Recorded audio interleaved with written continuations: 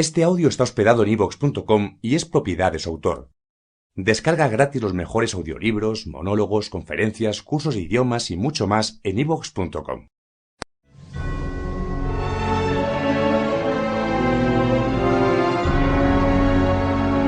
Otros mundos. Un viaje más allá de los confines de lo conocido.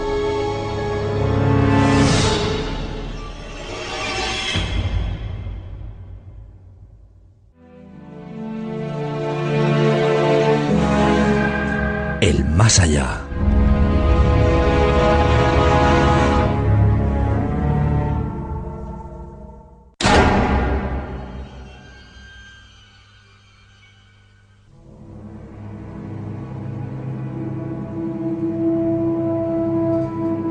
Y nos sumergimos ya en esta última sección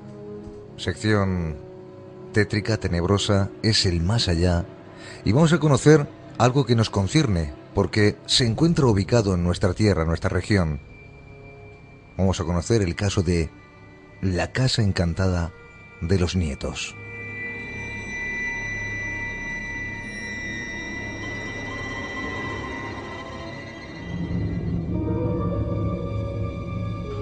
Antes de comenzar con esta escalofriante historia, hay que matizar a todos los amigos que nos escuchan desde otras provincias de España y sobre todo a los que nos sintonizan desde otras partes del mundo, que la población de los Nietos es un pequeño pueblo de pescadores que se encuentra a orillas de uno, para mí, de los mejores paisajes de la costa y sobre todo de los más sorprendentes y maravillosos que existen en el mundo.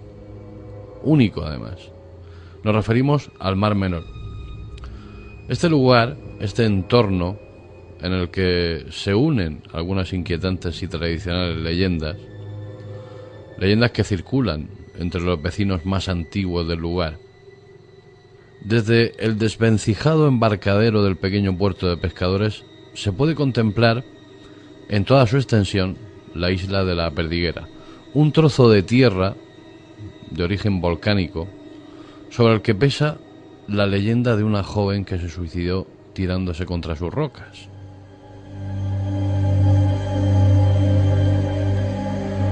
Pues son muchos los vecinos y pescadores que circulan con sus embarcaciones por el tranquilo Mar Menor, los que aseguran haber visto a una joven con una especie de camisón blanco vagando por las rocas y tirándose en un lugar indeterminado de esta isla, justo contra esas mismas rocas, como si su acción, por alguna extraña razón que desconocemos, estuviese condenada a repetirse eternamente.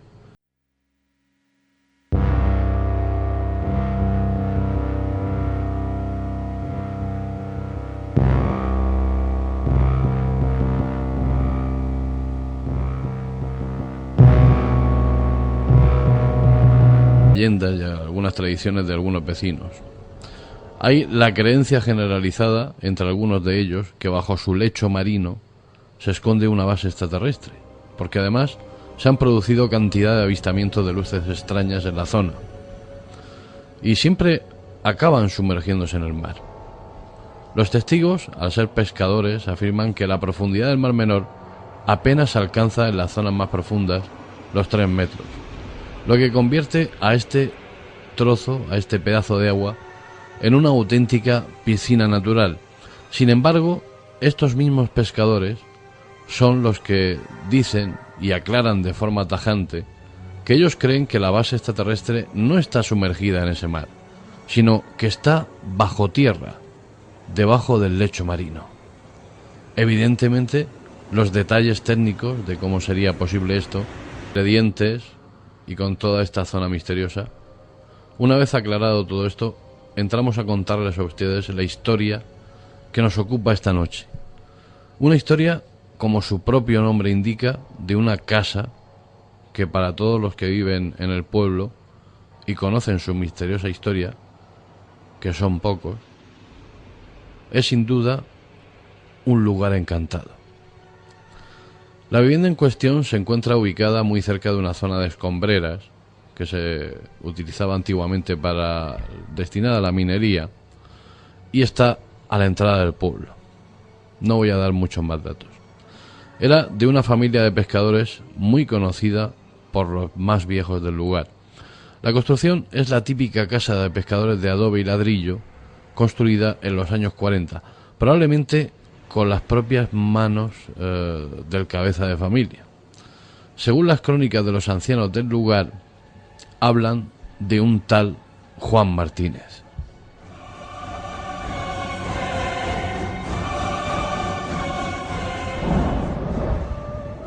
Pues desafortunadamente hace unos 5 años murió la última persona viva que llegó a conocer a la familia Martínez. Una simpática anciana llamada Patrocinio, que amablemente me contó la historia de la familia Martínez y del terrible legado que dejaron en aquella casa.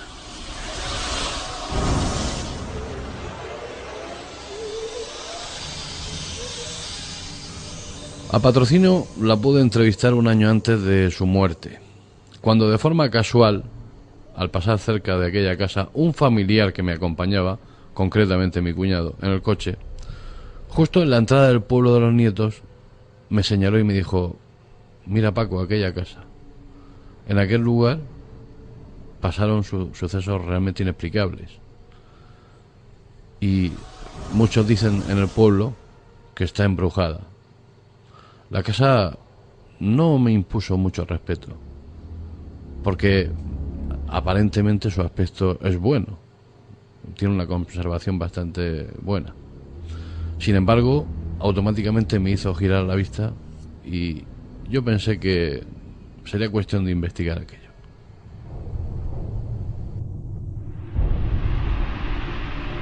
Pues según este familiar, su abuelo era uno de los pocos del pueblo que recordaban la historia de aquella casa.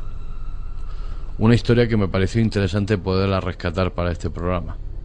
Pasados unos meses tuve noticias del asunto y fue entonces cuando conocí a Patrocinio, que fue la persona que el abuelo, que se llamaba Benito, el abuelo de mi cuñado, había señalado como la única persona viva de todo el pueblo que conocía bien aquella historia.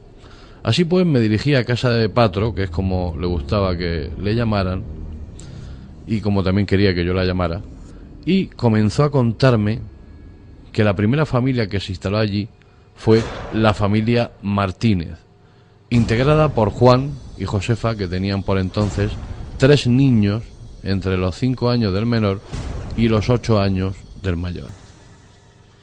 El padre de ella le prohibía siempre que jugara con sus amigas y sus hermanos cerca de aquella casa de las escombreras, que es como se le conocía en el lugar, que antes de ser adquirida por Juan sirvió de refugio para los mineros que trabajaban en aquella mina de escombros.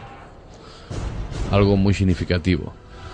Juan Martínez, finalmente, ante la falta de presupuesto, mantuvo toda la estructura original de la propiedad, cambiando únicamente el interior y haciendo la vivienda acogedora para recoger allí a su familia. Patrocinio recordaba perfectamente que la familia Martínez era gente absolutamente normal.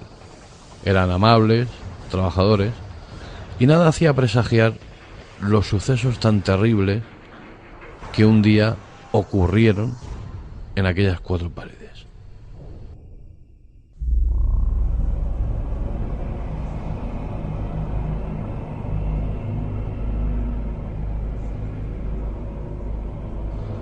Al parecer, pasados unos cuantos años, el padre de la familia, Juan, comenzó a beber, porque al parecer contaba una extraña historia por el único bar que por entonces estaba en el pueblo, que narraba cómo en su casa habían unas extrañas sombras que no paraban de decirle que matara a su familia. Y él afirmaba que estas sombras eran los espíritus de algunos mineros que murieron allí, víctimas de las enfermedades respiratorias que contraían. Los amigos y allegados que conocían aquella historia y que la escuchaban, no paraban de repetir con insistencia que Juan estaba loco, que no le gustaba nada su actitud. Comenzaron a preocuparse e intentaron no dejar de lado a la familia en estas circunstancias.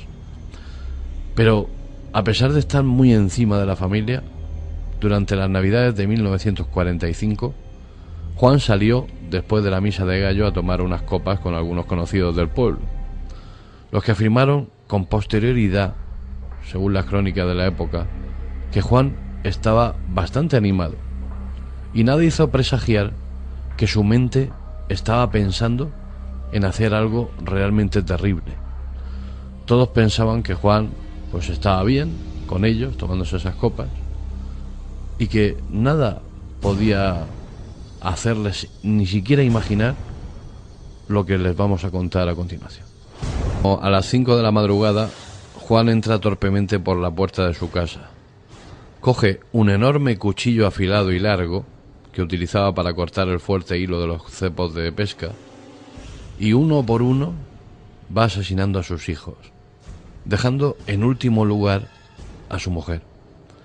Según el informe de la Guardia Civil, Juan salió a la mar, posteriormente en su barca, y se envolvió en unas redes con plomos que servían para que se mantuvieran en el fondo.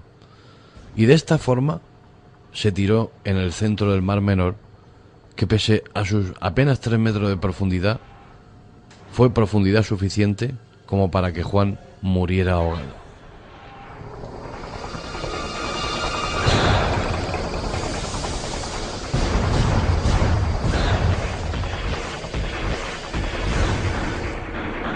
Así fue el desarrollo de esta terrible historia, que ya por sí sola suena bastante terrible. Pero no todo quedó ahí en esto. Patro siguió contándome que durante 20 años la casa quedó abandonada y maldita para todos sus vecinos de la zona. Y no fue hasta 1965 cuando la vivienda volvió a ser habitada.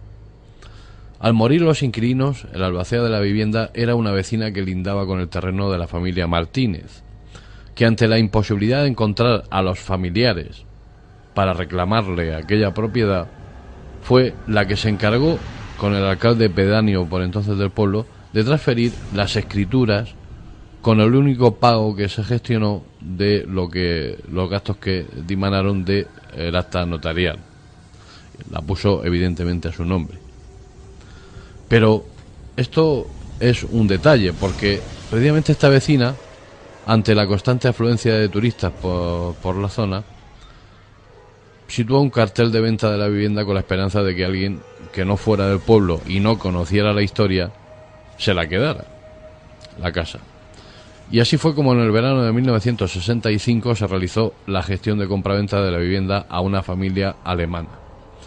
Patrocinio contaba que esta familia apenas hablaba español y que no se llegaron a relacionar nada con la gente del pueblo, evidentemente por esas diferencias en el lenguaje. Sin embargo, a los 6 meses de adquirir la casa, esta familia alemana salió sin despedirse y de forma urgente.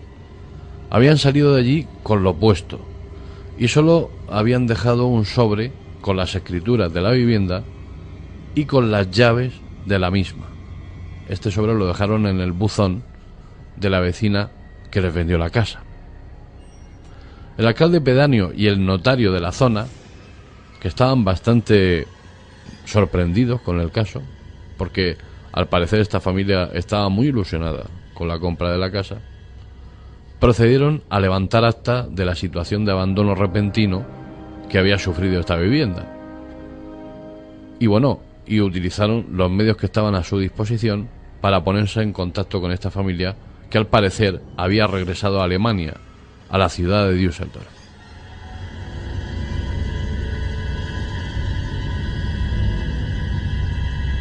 Pues bien, una vez que localizaron a esta familia, según parece, el propietario llegó a firmar un certificado de traspaso de la propiedad a la propietaria anterior, negándose en todo momento a percibir ningún dinero por ello y a ni siquiera aparecer por el pueblo para firmar el acta.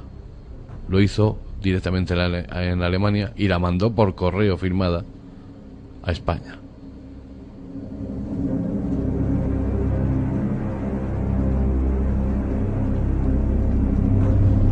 Pues bien, la propietaria se hizo cargo de los gastos notariales volviendo a poner en venta la vivienda. Sin embargo, no fue hasta 1970 hasta cuando esta no volvió a ser adquirida por una familia de Cartagena en esta ocasión. Según pudo contar esta familia en un programa matinal que hacía Radio Murcia de la cadena SER, aquella casa permanecía cerrada desde los últimos inquilinos que la habitaron. Tenían toda la ropa en los armarios, todos los enseres de cocina en los armarios, así como muebles y decoración en el salón y en el comedor. La familia alemana que se fue de allí lo había dejado todo, toda la mudanza, todo lo que se trajeron, lo había dejado allí de cualquier manera. No se habían molestado ni siquiera en llevarse esos enseres. Como saliendo rápidamente del lugar, ¿no? Efectivamente. Pues esta familia de Cartagena, que continuaba narrando esta historia en un programa matinal de la cadena SER en Murcia, durante la primera semana todo pareció ir normal, no había ningún tipo de problemas. Sin embargo, transcurridos esos primeros días tranquilos, se empezaron a producir sucesos extraños dentro de la casa. Afirmaban que habían luces que se apagaban y que se encendían. Los cacharros de la cocina, los que estaban acumulados en los armarios, de repente esos armarios se abrían y salían todos despedidos, ¿no? Como en bandada, ellos decían, ¿no? Salían como en bandada y se desparramaban por todo el suelo, se caían vasos, vajillas, platos. Era increíble, la verdad. Bueno, hay un fenómeno muy característico y curioso que sucede también en otros casos paranormales, ¿no? De casas encantadas o infestadas, que es un característico y curioso ruido de arrastrar unas cadenas. Algo que sí, se produce mucho en este tipo de fenómenos. Es raro y no sé por qué, porque todos tenemos también la imagen arquetípica del clásico fantasma con una sábana, ¿no? Y con unas cadenas o unos grilletes atados a los pies. Y sin embargo, Javier, es un fenómeno que se produce en las casas encantadas. Luego también notaron algo muy curioso y que de vez en cuando les solía asaltar, ¿no? En mitad de la noche. Y era un fuerte olor a pescado podrido que de repente irrumpía en la casa, así como una bajada estrepitosa de la temperatura del lugar.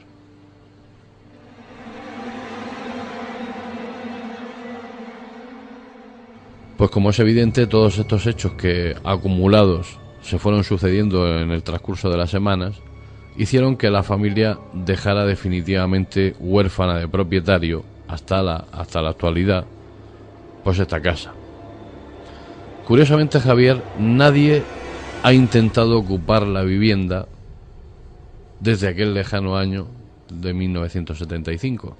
Y lo cierto es que, según los peritos y los que han ido, los tasadores de la vivienda, que han ido a visitarla, la casa está en unas condiciones excelentes de habitabilidad.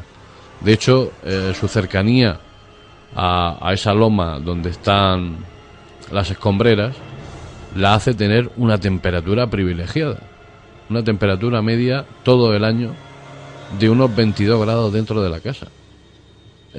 No hace falta aire acondicionado, ni hace falta bomba de frío, de calor, nada, no hace falta nada.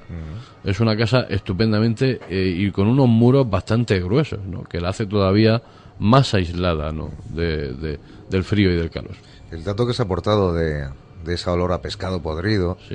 Me recuerda, no sé, sobre todo a aquellos que se aferren mucho a esta clase de fenómenos extraños, como que a lo mejor este señor que se ahogó en mitad del Mar Menor, como si llegara a esa casa, ¿no? Y llevara ese olor de mar, que me recuerda mucho a la película La Niebla, sí, que también aquellos piratas que llegaban al pueblo, ¿no? Sí. Con incluso algas que iban dejando en el suelo. Me recordaba mucho un poquito esa secuencia. Sí, claro, porque en realidad en los pueblos de pescadores también, en este caso estamos hablando del Mar Menor, que es un sitio donde tampoco hay grandes tempestades y otras cosas que provoquen accidentes, pero por ejemplo en la Costa da Morte, en Galicia, se habla de que por las noches, en algunas ocasiones, se han visto salir del mar una especie de de teas luminosas, ¿no? O de velas luminosas.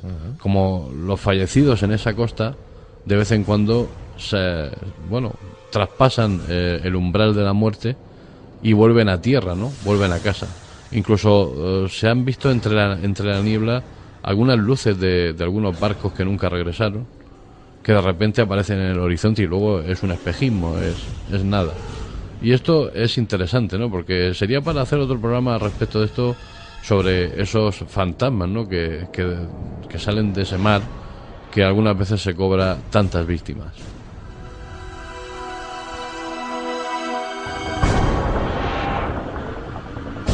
Pues Javier, es curioso porque hoy por hoy me ha sido realmente imposible localizar a un propietario que nos pudiera dejar en un momento dado entrar en la vivienda. Nadie en el pueblo sabe nada acerca de esta casa. Sin embargo, la única pista que podría llevarnos a la titularidad del actual propietario me la dio curiosamente Patrocinio. Hurgando por mi casa, viendo por mi escritorio, encontré un papel con una dirección de que pudiera ser el propietario de la vivienda. Y lo llamé. Un señor de Madrid llamado Sebastián. Lo llamé y me dijo que sí, que él era propietario de una vivienda en Los Nietos y que posiblemente fuera la misma a la que yo me refería, la conocida como la Casa de las Escombreras, ¿no? Entonces este hombre me dijo que no me preocupara, que en breve me llamaría y me diría si va a venir por Murcia, ¿no? O si se va a acercar por aquí. Sin embargo, aún hoy, Javier, estoy con gran interés esperando esa llamada que desde hace más de un año no se ha vuelto a producir.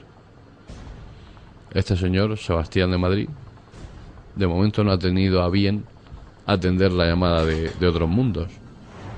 Y aquí estamos esperándolo todavía. Como es sabedor de esta clase de fenómenos que dicen acontecen en este lugar, pues lo mismo a lo mejor no quiere abrir esa puerta hacia lo desconocido, ¿no? Hombre, yo creo que este señor, si ha estado en esta casa o ha pasado alguna noche allí o ha venido alguna temporada, pues tiene que ser sabedor de este tipo de fenómenos si realmente estos fenómenos se producen con esa claridad, ¿no? Con esa nitidez. Pero sin embargo, pues nada, la verdad es que yo, ya te digo, Javier, uno ve la vivienda desde fuera y no es la clásica vivienda como uno se puede asustar, ¿no? Como esta vivienda que, por ejemplo, aquí en el Paseo del Malecón en Murcia, ¿no? Hay viviendas allí mucho más terroríficas, ¿no? O que en apariencia pueden dar mucho más terror que esta típica casa de pescadores baja en una planta cuadrada y sin ningún tipo de aparente interés, ¿no? Sin embargo, dentro de sus muros sí que se encuentra el misterio y al parecer debe de ser algo terrible para que la gente la abandone de esta forma. Pues seguiremos atentos a este lugar, a esta casa, y todos los datos que podamos recabar, pues que sean plasmados aquí en otros mundos, sin lugar a dudas. Dejamos ya esta sección y casi el programa, y lo que hacemos es despedir este terreno, como decía antes, un terreno tenebroso y un terreno que hoy nos ha hecho conocer otra historia, la Casa Encantada de Los Nietos.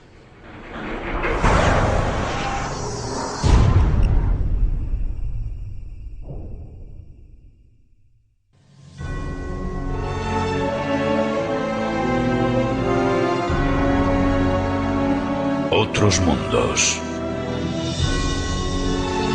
Un viaje más allá de los confines de lo conocido.